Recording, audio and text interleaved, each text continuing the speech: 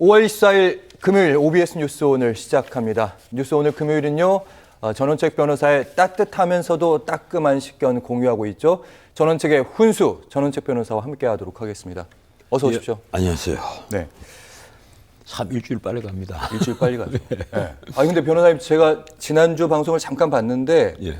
저희 방송이 거의 사실 대본이 없잖아요. 직문즉답이기도 하고 그래서 말씀은 참 잘하셨는데 저희가 자료 화면을 좀 많이 준비해놨는데 말씀하신 중에 자료 화면을 딱 얹으면 시청자의 이해가 더 높아지겠더라고요. 예. 그래서 오늘은 제가 알겠습니다. 약간 개입할 수도 있다. 지난주보다는 좀 더 예, 알겠습니다. 미리 말씀드렸습니다. 자, 오는 28일입니다. 화요일 해병대원 최상병 특검법 재표결 앞두고 정치권이 시끌시끌합니다. 위로는 이제 말폭탄 오가고 있고요. 아래로는 편지까지 오가는 이례적인 모습들이 나오고 있는데 그중에서 가장 주목되는 단어가 있습니다. 바로 경로, VIP의 경로입니다. 처음에는 박정훈 대령만의 주장이 좀 있었습니다. VIP의 경로가 있었다, 없다 이런 얘기들이 있었는데 점점 나도 VIP의 경로 얘기 들었다. 여권 관계자의 얘기도 있었고 그리고 군에서도 비슷한 얘기들이 공수처를 통해서 나오고 있습니다. 이에 대해서 오늘 국민의힘 인사들 반응이 좀 나왔는데요. 신동훈 국민의힘 당선인 대통령이 경로하면 안 됩니까?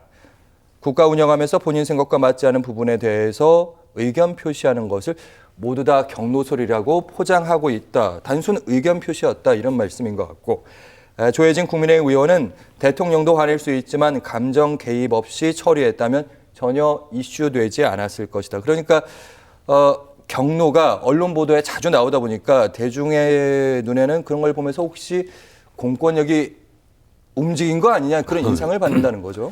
윤 대통령이 경로했다는 얘기가 용산 비서실에서 자주 흘러나오죠. 그렇죠. 이제 용산 비서실에 선이 다 있는 사람들은 그런 얘기를 자주 들으니까 그래서 출입 기자들이 경로했다는 표현을 처음에는 조심스럽게 생각하다가 어느 날 갑자기 한 신문이 쓰기 시작하니까 다른 신문도 쓰고 윤 대통령이 경로했다 하는 표현이 자주 나왔단 말이에요. 근데 이번에는 어쨌든 이게 그 해병대 사령관이 경로했다는 표현을 옮겼다는 거예요. 그렇죠. VIP가 VIP는 윤 대통령입니다. VIP가 경로했다고 하더라. 그게 국방부 장관이나 다른 분이 아니라 VIP라고 표현을 하면 일반적으로 관계에서는 VIP라면 당연히 대통령이라고 생각하거든요. 그런데 그 신동욱 당선인이 경로했다는 게 무슨 문제냐 하는 취지로 얘기를 했는데 저도 그 말은 동감입니다. 뭔가 하면 군은 그 폭력을 관리하는 집단이에요.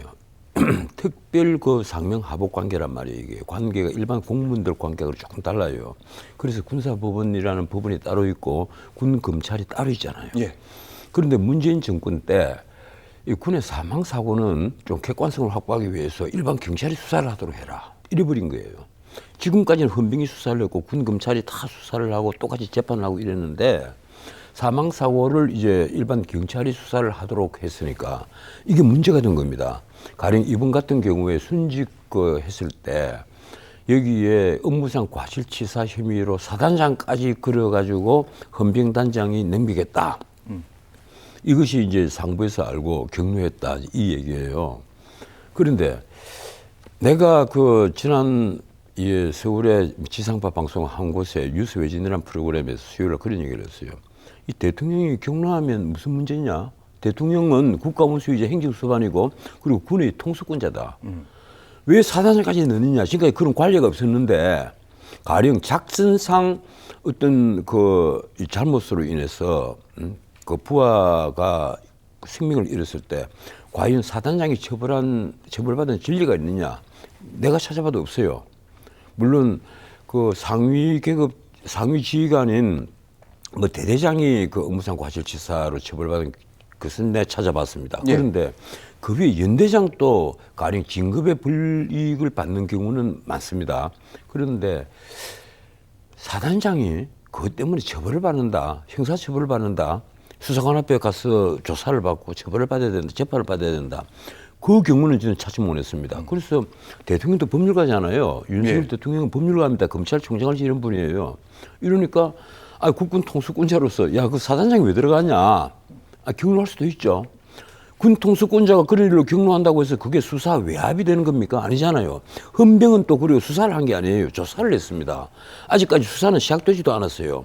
경찰 수사가 있지도 않았고 공수처는 민주당이 고발을 한 겁니다. 그래서 공수처 수사도 시작이 안 돼가 있었어요. 그런데 왜 그 경로했다고 해서 수사 외압이라고 표현을 하느냐? 저는 그래서 오래전부터 이 최상병 특검법 이건 도마 위에 올랐을 때 특검 받자. 네. 그러니까 김건희 여사 특검도 받고 최상병 특검도 받아도 된다.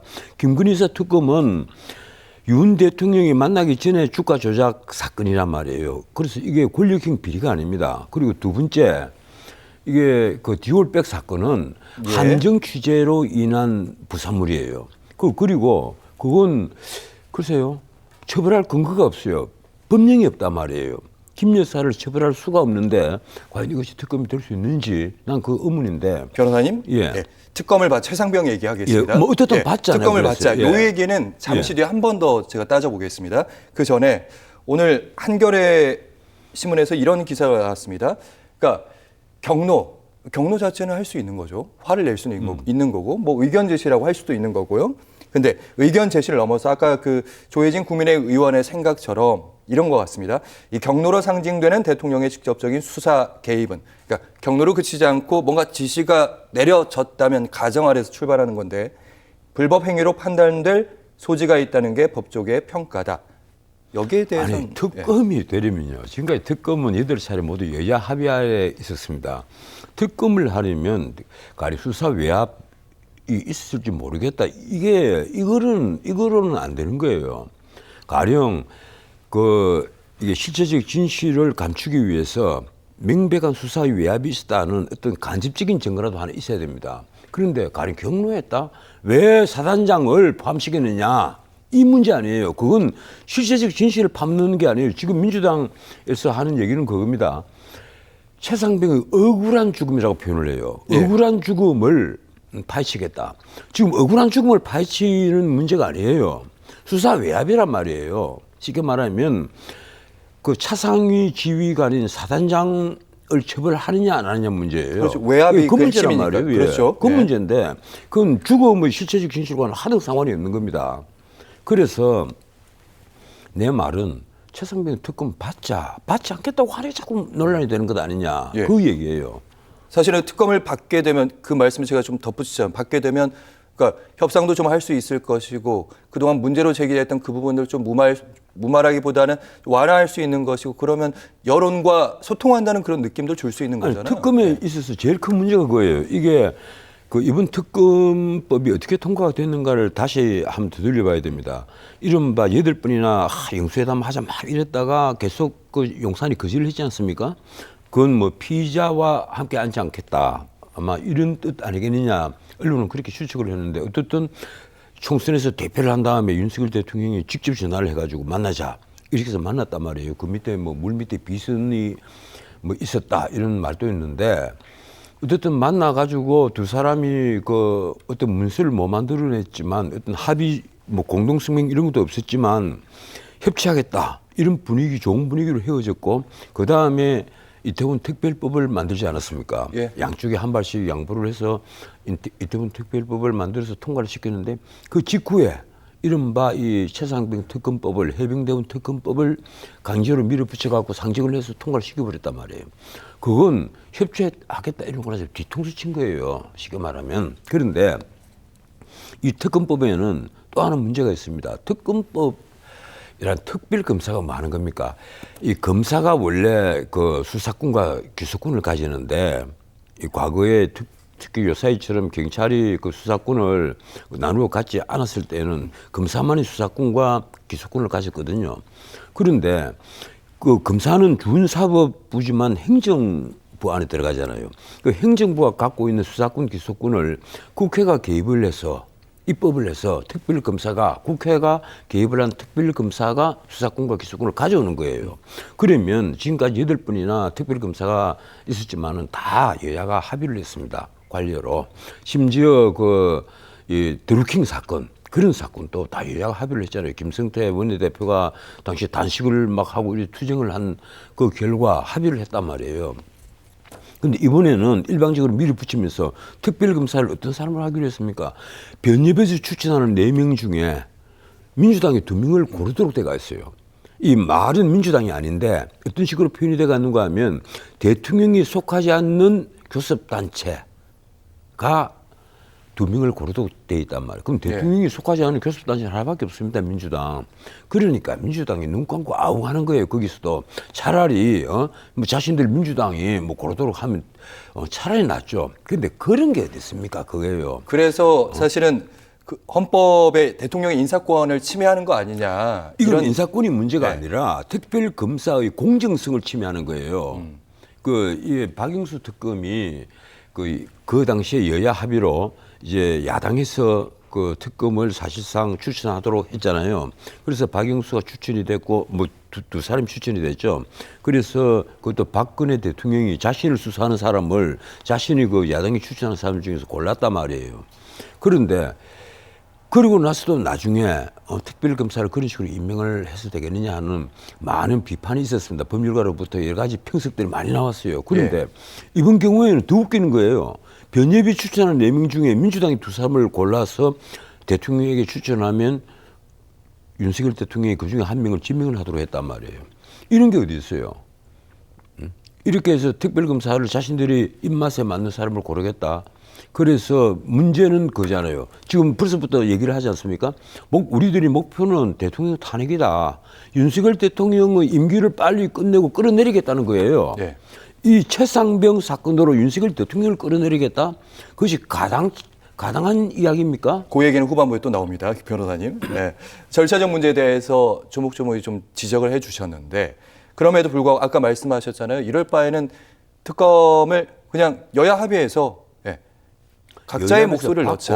특별검사를 가령 변협이 추천하는 2사람 중에 대통령이 임명을 하도록 바꾼다든지 이렇게 해서 객관성을 어느 정도 확보를 시켜야죠. 예. 근데 왜 그런 방안이 있는데 왜 그 방안으로는 추진을 하지 않나요? 아니 이런 식으로 일방적으로 그냥 몰아붙여버렸잖아요. 민주당이 뭐 여야가 이걸 갖고 합의를 하자 이렇게 해서 뭐 논의를 한 것도 아니고 그냥 이태원 특별법 통과를 시킨 그 직후에 고작 밀어붙인 거예요. 나는 그래서 이런 정략적인 발상으로 만든 특검이 과연 국민들이 지금 국민들은 윤석열 대통령을 엄청나게 미워합니다. 뭔가 하면요. 이번 여론조사의 수치는 말하지 않겠는데 한번 보세요. 갤럽 같은 경우는 오늘 발표를 했지만 이미 6주째 바닥을 그대로 끼고 있습니다. 조금도 오르지 않고 부정평가만 계속 올라가고 있어요. 그래서 깜짝깜짝 놀랄 정도예요. 그리고 TK 빼놓고 나서 전 지역에서 20%입니다. 광주는 10% 되고요. 이 윤 대통령 지지율이. 그리고 연령별로 보면 16살부터 50대까지 다 20% 됩니다. 그리고 60대, 70대만 40% 돼요. 이러니까 윤 대통령이 어디 무슨 말을 해도 무슨 행동을 해도 국민들이 산을 한 겁니다. 대통령을 보는 눈이. 그럼 어떻게 해야 되느냐. 이럴 때일수록 그러면 꽝꽝 문 닫고 끌어안고 있어야 되냐. 아니단 말이에요. 나는 좀 더 소통하도록 노력하면 언젠가는 국민들도 그 진정성을 알아본다. 그래서 가령 최상위 특검 이런 거 있으면 계속 거절하지 말고 이번에도 보면 부정평가의 원인 중에 하나가 이 최상위 특검이란 말이에요. 그렇죠. 뭐 그러지 말고 차라리 다 받아버리라. 받아버려라. 예. 그리고 김건희 여사 특검도 받아버리라. 다 받아봤자 결과는 별다른 게 없다. 김건희 여사 특검도 나는 그 함정 취재 300만 원 그 디올백 받은 거 그 물론 문제는 되지만 처벌 조항도 없어요. 거기에다가 처벌 조항이 없는데 어떻게 소환 조사하겠습니까? 거기에다가 주가 조작 사건 아까도 말씀드렸지만 그건 특검의 대상이 아닌 권력형 비리가 아니라는 거예요. 예. 특검의 대상이 아니라는 거죠. 그러면 차라리 받고 모든 그 특검의 결과물이 딱 나오잖아요. 그걸 놓고 자 내가 이런 부분 내가 사과를 드리겠다. 이렇게 정리를 하면 깔끔해 보인다. 그 대통령도 비로소 국민의 신뢰를 다시 회복을 할 수가 있다. 지금처럼 계속 가면 이것이 계속 그 가령 20%대 갤럽 이제상 20%대 지지율을 계속 앞으로 올려가기가 그리고 50% 40%를 넘어서 50%가 올려가기 얼마나 힘들겠느냐. 그럴 필요가 없다. 최상병 특검법은 차라리 받는 게 낫다. 모든 것을 마음을 비우고 모든 것을 버릴 때 차라리 얻게 된다. 네. 네, 그 말씀을 지금 드리는 겁니다. 알겠습니다. 전원책의 훈수. 그 말씀 잘 들었고, 요즘에 그래서 28일에 이제 표대결이 벌어져서, 전국이 지금 위에서 좀 뜨겁기는 하지만 아래에서는 이제 편지 정치도 좀 펼쳐지고 있는데, 두 통의 편지에 대한 얘기를 좀 해드릴까 합니다. 첫 번째는 오른쪽부터 좀 설명을 드리겠습니다. 박주민 의원이 먼저 보냈어요. 표결은 무기명으로 진행합니다. 국민을 위해서 양심에 따라서 용기 내 주시길 간곡히 부탁드립니다. 국민의힘 의원들에게 편지를 보냈고요. 이에 대해서 설득하는 편지였고, 이번엔 추경호 국민의힘 원내대표, 윤 대통령이 공수처 수사 먼저 보자 하지 않았는가, 수사 보자, 우리 모두 같은 마음이 아니겠는가, 표단속을 하는 그런 편지라고 보는데, 이 편지를 받아본 국민의힘 의원들 분명히 약간 여러 가지 생각을 하는 것 같아요. 왔다 갔다 하는 것 같기도 하고요. 저는 그 박주민 의원이 아니 무슨 자격으로 이 국민의힘 의원들에게 그 편지를 보내느냐 매우 궁금합니다. 거기에다가 그냥 보낸 게 아니에요. 이 생존 해병대 어머니의 편지를 첨부를 했단 말이에요. 복사해서 다 첨부해가고 보낸 거예요. 난 그래서 이해를 못 하겠어요. 그리고 가령 이렇습니다. 지금 민주당은 이제 요 타이밍을 딱 노린 거거든요. 그 특검법이 나중에 거부권을 행사하면 다시 재표결을 할 거고, 이때는 국민의힘에서 낙선했거나 낙천받았거나 아니면 불출마를 한 의원, 그 사람들이 반발표를 던질 가능성이 있다. 아닌 말로 본회의에 애초에 나오지 않을 가능성도 매우 높다. 그렇다. 이제 그런 예. 거예요. 그래서 그 숫자가 58명입니다. 예. 그 58명 중에 모두 다 출석했다고 봤을 때 이제 17명의 반란표. 그래서 요즘 17이라는 숫자가 참 회자되고 있어요. 반란표만 예. 있으면 일단 이제 다시 이제 어기될 수 있다는 거거든요. 그런데 참 정말 이 국민의힘도 딱하지만 민주당도 정말 딱해요. 이런다고 해서 상대방 의원들에게 일일이 그 편지를 다 보내가지고 제발 이 정의를 위해서 우리에게 표를 달라. 그런데 그것이 과연 정의를 위한다고 생각합니까? 보는 시각은 다 다를 수가 있거든요. 나는 솔직히 말해서 이게 보수 논객이지만 윤석열 대통령 편을 그렇게 드는 사람이 아닙니다. 그런데 어쨌든 지켜보고 있으면 민주당이 너무 모든 것을 정략적으로만 몰아가요. 쉽게 말하면 정의와는 상관없고, 그리고 어떤 한 목적성도 없이 오로지 우리가 이겨야만 되고 우리가 미래의 우리의 목표가 이쪽에 있다. 이재명의 어떤 가령 집권이다. 그 목표를 향해서 모든 전략을 짜고 그 전략대로 간단 말이에요. 그 전략도 예. 있겠지만 혹시라도 혹시 외압 의혹이 있다면 그 진실을 좀 밝히자 이런 의도도 있지 않았을까요? 아니 나는 그런 의도보다는 지금은 그거예요. 어쨌든 윤석열 정부에게 타격을 입혀서 윤석열 대통령에게 치명상을 입히고 끌어내려야 한다. 탄핵으로 몰고 가야 된다.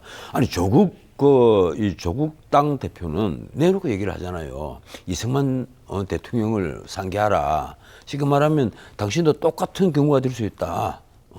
자기도 곧 내일 모레 감옥 가야 될지 모르는 사람이 그런 말을 하고 있단 말이에요. 전부 다 한 사람은 이재명 대표는 온갖 범죄로 10개의 혐의로 지금 재판을 받고 있고 또 2-3개의 혐의로 지금 수사를 받고 있는 사람이, 그래서 최고형이 다 무기징역형들이에요. 그런 사람이 지금 윤석열 대통령에게 도덕성을 따지고 있단 말이에요. 거기다가 조국 대표도 마찬가지입니다. 본인이 지금 징역 2년을 선고받고 있고 곧 교도소로 가야 될 사람이 예. 지금 윤 대통령에게 당신이 지금 독재하고 있으니까 내가 끌어내리겠다 이렇게 하고 있단 말이에요. 이것이 과연 무민국입니까? 나는 도저히 이해를 못 하겠어요.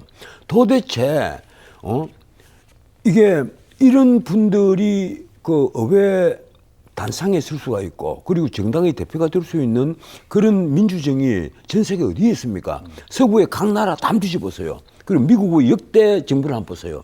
없어요. 내가 찾아보니까 내 경험적으로 내가 읽은 책에는 전혀 없습니다. 그런데 이 대한민국에는 이게 가능하단 말이에요. 나는 그래서 예컨대 여야가 윤석열 대통령도 스스로 체면을 차려야 되지만, 대통령으로서의 체면을 차려야 되지만, 나는 야당 대표들, 이재명 대표라든가 조국 대표들도 좀 체면을 좀 차려라. 어제 보니까 문재인 전 대통령이 그 노무현 생가에 가서 노무현 서재에서 김경수 전 비서실장까지 네 사람이 사진을 찍었죠. 예, 예. 다 모아서 뭔가 연대를 했어. 목표를 관찰해라. 이 상황 같은 지시를 한 거예요. 그 연대에서 어떤 목표를 챙겨야 됩니까? 결국은 윤 대통령 끌어내리는 거예요. 그 말이란 말이에요. 우리가 다들 알면서도 말을 하지 않는 거예요. 신문에도 신문 기자들도 전부 다 알고 있으면서도 그걸 문자로 제목을 뽑지는 않는 거예요. 윤 대통령 끌어내리라는 거예요. 변호사님, 이 연대란 질문을 말은 방금 말씀을 하시니까 어떻게 보면 최상병 특검법을 이렇게 야당이 추진하는 이유는 딱 두 가지다. 제가 듣기는 이렇습니다. 본인들의 사법 리스크를 완화하고 두 번째는 그렇죠. 윤석열 대통령 곤란하게 만들기 위함 이렇게 들렸는데 그렇다면 야당이 정략적으로 하지 않고 제대로 된 야당의 모습이라면 이럴 때 최상병 특검법을 둘러싸고 이럴 때 어떤 행동을 보여야 됩니까? 이 질문은 답변을 좀 들어야 될 것 같아요. 누가 어떤 행동 말입니까? 윤 대통령 말입니까? 야당, 민주당. 민주당이요. 예. 솔직히 말해서 민주당이 가령 최상병 그 사건 같으면요. 자기 자신들이 이 최상병 사건의 전체적인 이거 틀을 보면 이 사건이 어떻게 해서 일어났고 지금까지 관례로 봐서 군에서 어느 선까지 책임을 진다는 것은 자기 자신들도 압니다. 거기도 군부관 출신들이 있을 것이고 그리고 법률가들 얼마나 많이 있어요. 법률가들은 다 보면 알아요. 수많은 판례들이 있고 그런데 이런 걸 가령 사단장이 책임을 져야 된다고 밀어붙이는 거나 그 뭐 수사단장이 그렇게 처음에 박 단장이 밀어붙이다는 거 아니에요. 뭐 어떤 생각으로 그렇게 했는지는 모르겠는데 네. 거기에 대통령이 경로했다 해서 수사 외압이 있다. 그래서 특검을 하자. 어느 날 갑자기 특검하자 이래서 민주당이 고발을 했거든요. 민주당이 고발을 하고 특검을 하자는 거예요 지금. 고발했으면 공수처의 수사 결과를 기다려야지 공수처가 한참 수사를 하고 있잖아요. 사단장도 소환하고 사령관도 소환을 했지 않습니까? 그런데 그 공수처 수사 결과도 기다리지 않고 갑자기 특검을 하자 이러면 그 정략적인 것이죠. 어디까지나 이게 우리가 지켜야 될 틀이 있는 겁니다. 예. 그 틀을 정략적으로 판단해서 너무 자꾸 벗어나고 있다. 알겠습니다. 내가 보기로는 예. 이재명 대표가 그 아까 말씀하신 게 이제 자기들에게 오는 그 사법 리스크 그걸 완화할 목적이 있다 이랬는데 사실 그 목적이 제일 커요. 그 목적이 제일 큰 겁니다. 지금 당장 수원지검에서 상방울 대북 송금 사건 곧 이화영 판결이 나온단 말이에요. 지금 계속 재판 중입니다. 그 6월 7일이거든요. 판결문 나옵니다. 선고일자가 잡혀 있잖아요. 그럼 판결문을 딱 보는 순간에 가장 놀랄 사람이 누구였어요? 이재명 대표입니다. 판결문에 적혀 있는 내용이 만약에 이재명 대표의 범법 사실에 적시하고 있는 부분이 있다면 네. 구속영장 검찰이 청구 안 할 수가 없어요. 그러면 영장이 청구됐을 때 오늘 사법 리스크를 아마 이재명 대표는 지금 굉장히 고심하고 있을 겁니다. 그 말씀은 그 판결이 이제 얼마 안 남았으니까 예. 그 얘기는 다음 주에 한번 그래서 이런저런 문제로 네. 본인에게 오는 사법 리스크를 완화할 목적이 제일 커요. 알겠습니다. 그리고 조국 대표는 더합니다. 지금 대부분 변호사님? 상고심만 있잖아요. 예. 뭐 어떤 말씀인지 알겠습니다. 예. 이 얘기는 근데 반드시 하고 가야 됩니다. 이제 바쁜 상황 속에 놓여 있습니다. 전당대회 준비 때문에 바쁜데 특히 누가 나올 것이냐, 특히 한동훈 전 비대위원장이 나올 것이냐 말 것이냐 이런 얘기들 나오고 있는데 오늘 시사저널의 보도가 좀 나왔는데요. 지인들에게 최근에 식사를 하면서 이렇게 얘기했다고 합니다. 전당대회 나가면 이긴다. 예. 이 자신감 실제로 이어질지. 지금 우리가 보기에 그렇습니다. 이게 원래는 6말 7초, 6월 말에서 7월 초에 전당대회가 열린다 이랬을 때는 그때는 아마 한동훈에게 기회가 없을 것이다. 왜 그런가 하면 총선 패배의 상처가 아직도 아물지 않고 있는데 한동훈이 책임져야 될 그 첫 번째 사람인 한동훈 비대위원장이 어떻게 출마할 수 있겠느냐. 그건 어려울 것이다 이랬는데 황우여 비대위원장이 등장을 해서 그건 너무 쓴거받아 7말 8초. 처음에는 8초 이러다가 반발이 워낙 세니까 자연스럽게 7말 8초가 됐습니다. 7월 말에서 8월 초. 그러면 불과 한 달 차인데도 이 한동훈에게는 여유가 생긴 거예요. 그래서 그 다음에 이제 등장을 한 것이 이른바 양재도 소환에서 다리 꼬고 앉아서 책 보면서 공부하고 있다. 뭐 이런 모습을 연출을 했단 말이에요. 예. 나는 지금 한동훈 비대위원장에게서 가장 큰 결점을 하나 봅니다. 그 결점이 뭔지 알아요? 한동훈 전 비대위원장께서 대한민국 국민의 수준을 너무 낮게 보고 있다. 우리 국민들 눈높이 굉장히 높습니다. 흔히들 정치인들이 그런 얘기 자주 하죠.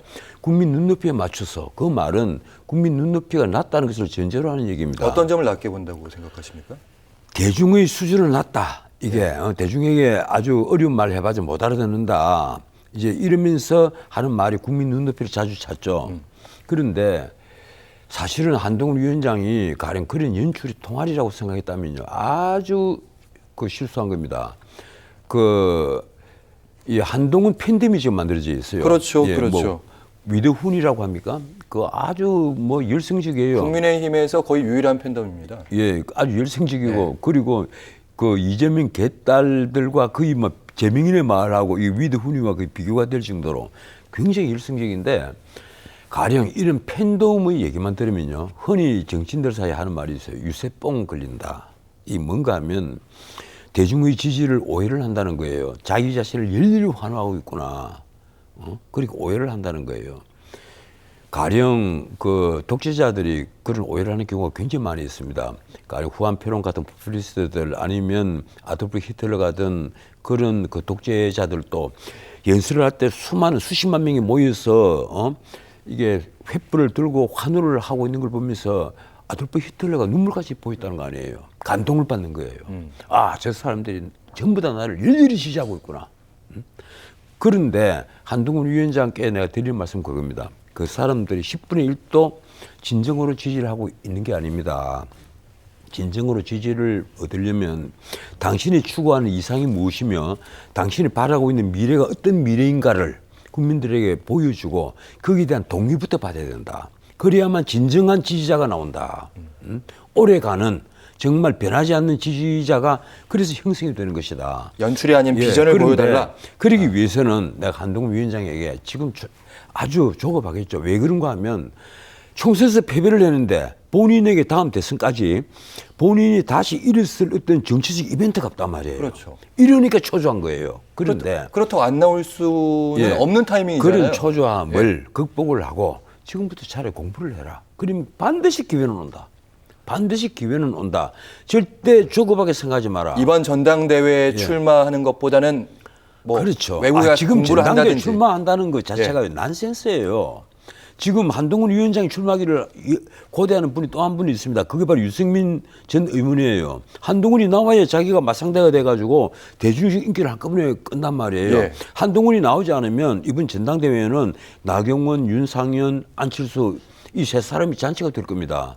그런데 한동훈만 나오면 그 세 사람은 확 죽고 뭐 죽는다는 표현이 조금 그렇습니다만 대신에 인기도가, 뭐 지금 이미 신문에 그렇게 나오고 있단 말이에요. 그러니까요. 유승민이냐 한동훈이냐.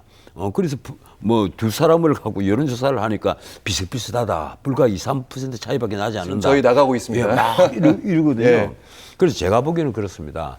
한동훈 위원장님 제발 저런데 귀 기울이지 마시고 지금이라도 지난번 총선에 왜 졌는지, 왜 나는 전략이 없었을까, 왜 그러고 나는 비전을 제시를 못했을까, 이것을 고민을 하시고 그러면 자연스럽게 해야 될 공부가 무엇이 필요한지를 알게 됩니다. 가령 경제 공부도 좀 하시고 그리고 20대를 위한 공부도 좀 하시고 무엇보다도 우리나라의 노동계획을 어떻게 해서 이 노동 유연성을 어떻게 확보를 해야 할지 그런 것도 공부 좀 하셔서 정말 우리 보수의 횃불이 좀 되어줬으면 좋겠다. 이 보수의 횃불이라기보다 민족의 횃불입니다.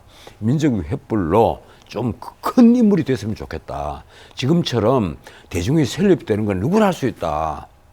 아니 말로 한동훈 대신에 백종원 있잖아요. 그 뭐 요리 잘하고 하는 그 유명한 분. 예. 그분 내세워 보세요. 얼마나 대중이 그래도 환호하겠어요. 사실 이 정도 정치인이 팬덤을 갖는다는 건 대단한 엄청난 자산이긴 팬덤이 한데. 있죠. 그분도 예, 쉽지 마찬가지예요. 않습니다. 예. 아니 말로 영화배우 송강호를 내세워 보세요. 얼마나 인기를 끌겠어요.